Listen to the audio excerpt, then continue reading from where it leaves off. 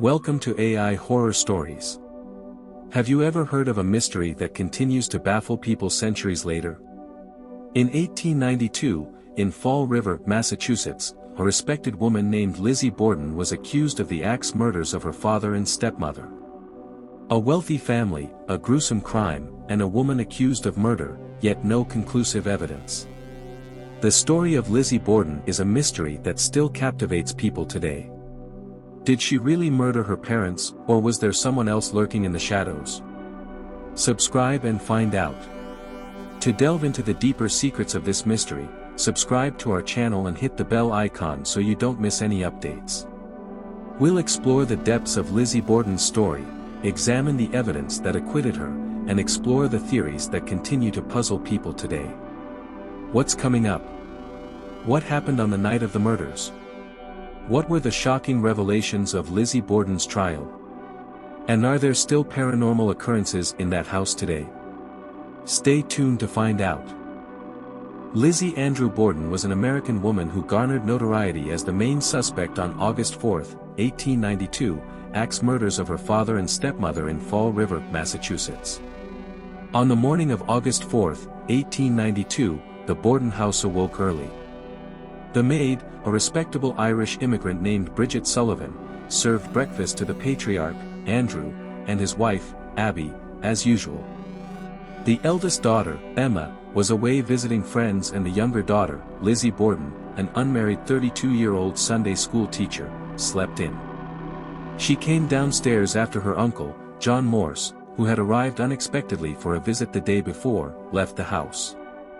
Lizzie decided against eating breakfast. Andrew decided to go downtown to Fall River, Massachusetts, where the family lived, at around 9 in the morning. The Bordens were prosperous, and their patriarch served on the boards of several banks while working as a commercial landlord. In her husband's absence, Abby went upstairs to make the bed Morse had slept in the night before. She left that room only one more time, looking for fresh pillowcases. Meanwhile, Andrew had returned home. The maid let him in, and Lizzie came downstairs, claiming that Mrs. Borden had left the house after receiving a note saying that a friend was sick. Lizzie and Emma always referred to Abby, their stepmother with whom they had an unfriendly relationship, as Mrs. Borden. Her father believed the story and retreated to his room, where he would remain for only a few minutes, before coming back downstairs and settling on a sofa in the sitting room. Sullivan, who was not feeling well, she reported throwing up that morning, perhaps from the flu that had traveled around the house days prior, went to rest in her room where she fell asleep. According to Sullivan's, during Lizzie Borden's trial, she only awoke when she heard screaming that her father was dead. Lizzie Borden later said that she found her father dead, sprawled out on the couch and covered in blood, his face so badly disfigured that he was unrecognizable. After the screaming, Sullivan ran to fetch the doctor and a neighborhood friend of Lizzie's, but the commotion had attracted the attention of neighbors, who summoned the police. At this point, Abby's whereabouts were still unknown. Lizzie Borden told the gathering crowd of concerned neighbors the same story she told her father, that her stepmother had received a note asking her to leave the house. Lizzie also mentioned that her parents had been ill in the previous days and that she suspected their milk had been poisoned. After returning with a local doctor named Seabury Bowen, Bridget checked for Abby upstairs, where she found her limp body lying face down in a pool of her own blood. Abby Borden had been struck 19 times with a hatchet. Andrew had been hit 11 times with the same weapon. One of Andrew's eyes had been cut in half and his nose had been completely severed from his face. Abby's blood was dark and congealed, leading Bowen to believe that she had been killed first. The county medical examiner, Dr. Dolan, looked at the bodies after Bowen. Later, Dolan would have the Borden stomachs removed and tested. No evidence that the couple had been poisoned was ever found. At first, the police did not suspect Lizzie Borden. After all, she was a spinster from a respected and well-off family, and Lizzie to District Attorney Hosea Knowlton that she was in the barn looking for a piece of iron when the attacks took place. In the days after the murders, an abundance of clues that all led to dead ends confused the investigation even further. A bloody hatchet was found on a neighboring farm, but it had been used to kill chickens. A man seen wandering around the Borden's property had an airtight alibi for the time of the murders. Even Sullivan was a suspect before the police finally zeroed in on Lizzie. But there was no physical evidence, not even a bloody scrap of clothing, to implicate Lizzie. It was just that no one else could have done it. The timeline doesn't make sense any other way. If Abby was killed early in the morning, the murderer, if it wasn't Lizzie or Sullivan, would have hidden in the house for several hours, waiting for Andrew's return. He or she would have risked being spotted by Lizzie or Sullivan, and what about that note Lizzie claimed her stepmother received? Abby had clearly never made it out of the house, so where was it? Lizzie her friend Alice Russell that her stepmother may have accidentally burned it. Eventually, investigators also discovered that the day before the murders took place, Lizzie had tried to buy prussic acid, otherwise known as cyanide, from a drugstore, but the clerk said she needed a prescription before she could purchase it. That evening, Lizzie visited Russell. In her at the inquest, Russell said that Lizzie was anxious that someone might be threatening her father. She confided that these enemies might want to hurt her family. A few days after the murders, Russell saw Lizzie burning one of her dresses at the stove in her house. When Russell asked her why she was destroying the dress, Lizzie said that it was stained and could no longer be worn. After Russell revealed this incident at the inquest, the presiding judge Lizzie Borden with the murders. The trial of Lizzie Borden lasted 14 days. It was a media sensation. Newspaper headlines: Lizzie Borden defense opens. Reporters from Boston and New York crowded the courtroom day after day. They called it the Great Trial.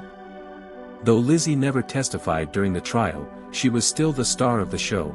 At one point, a piece of tissue paper covering the skull of her father fell to the floor. Lizzie caught sight of the bludgeoned skull and fainted. But presenting the skulls of the murdered Bordens turned out in Lizzie's favor. Her lawyer reasoned that whoever caused such extreme damage must have been covered in blood after the incident, but Lizzie's clothes were perfectly clean. This has led some to believe that she committed the murders naked. The defense was able to produce witnesses who saw Lizzie leave the barn at the time of the murders, or who claimed to see strange characters lurking around the property enough, at least, to create reasonable doubt for Lizzie's guilt. The defense was also able to have the drugstore clerk's testimony that Lizzie had tried to buy poison dismissed on the basis that it was irrelevant and prejudicial. On June 19, Lizzie was found not guilty of murdering Andrew and Abby. She and her sister Emma, who inherited their father's estate, bought a house in the fashionable part of Fall River. The sisters lived peacefully at Fall River until 1904, when Lizzie Borden, now calling herself Lizbeth, met an actress named Nance O'Neill. The pair formed a strong bond. Some speculate they were lovers, but Emma did not approve. 2 years after Lizzie met Nance, Emma moved out of the house they shared. Lizzie Borden lived out the rest of her days in relative quiet and privacy before dying in 1927 at the age of 67. She took whatever secrets she had about the murders of her parents to her grave. But that hasn't stopped obsessed followers of her story from forming theories of their own. Some think Andrew's illegitimate son, William, committed the crime, and that Lizzie and Emma conspired to cover up his involvement, or more likely, that the two sisters made the plans while Lizzie alone carried out the actual murders. Others think Lizzie and Sullivan were having an affair and murdered the Bordens together. In 2012, kept by Lizzie's lawyer, Andrew Jackson Jennings, were obtained by the Fall River Historical Society. The journals revealed Jennings' direct observations of his client, who history remembers as cold-blooded and callous. But Jennings saw a sensitive side to Lizzie, a woman grieving for her loss. The notebooks did not, however, bring the public any closer to knowing who actually killed the Bordens. As for the old house where the murders took place, it's a museum now. Visitors that it's haunted by the ghosts of Andrew and Abby Borden. It seems that the Borden family and their maid, Bridget, Maggie, Sullivan are still in residence. In the guest bedroom, now called the John Morse room, an indentation of a body on the room's bed was discovered by a staff member, like someone had just laid on top of it, 1 month after renovations and refurbishing the home was complete. Poignant cries are heard in here as well.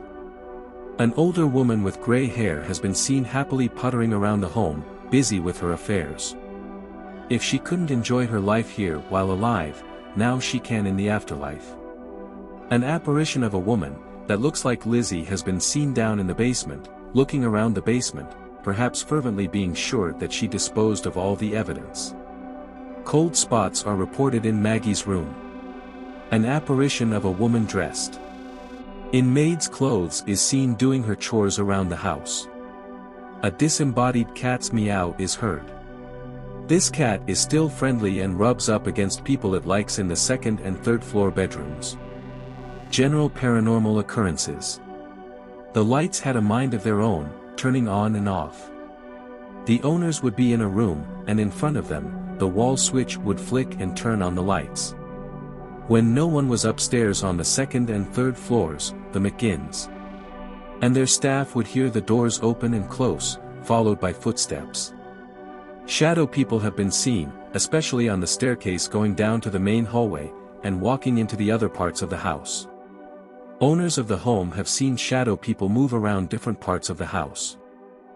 Sometimes staff and guests can feel someone brush against them on the stairs, and in various parts of the home. A shadow of a woman and an actual apparition that looks like Lizzie has been seen down in the basement by all the owners, the staff and some guests as well.